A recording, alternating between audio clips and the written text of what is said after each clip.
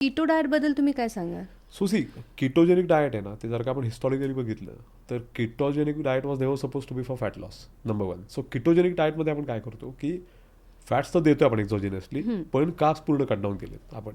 So काप्स cut down केल्यामुळे एक पॉईंटला बॉडी किटोन्सला स्विच झाली आणि मग तुमचा मेंदू असा रिसर्च होता की थोडासा चांगल्या प्रकारे हे करतोय, फंक्शन करतोय, right. So that was basically what ketogenic diet was meant for सुरुवातीला.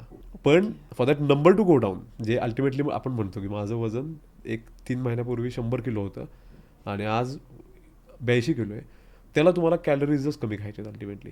मग तुम्ही ketogenic diet, ketogenic pattern follow करा किंवा तुम्ही high carb, moderate carbs, low carbs follow करा. एक फक्त फॅक्टर कन्सिस्टंट ठेवायचं तुम्हाला, तो म्हणजे प्रोटीन.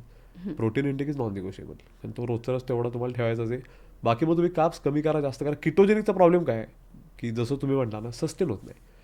तुम्ही किती दिवस चपाती भाकरी भात सोडणार आहे? बरं. आणि इज इट सायंटिफिकली गुड? तर मी म्हणेन की डेफिनेटली नाही. कारण अल्टिमेटली कार्बोहायड्रेटचे एस्पेशली फॉर विमेन कार्ब्सची तर गरज आहेच आहे आपल्याला.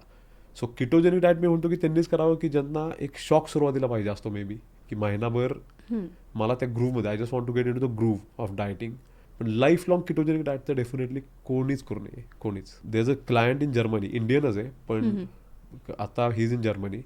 तर त्याचं आणि माझं पण बोलणं चालू असतं ना, तर त्याला सुद्धा कायम मी तेच सांगतो की त्याला किटोजेनिक डाएट बाय चॉईस आवडतं.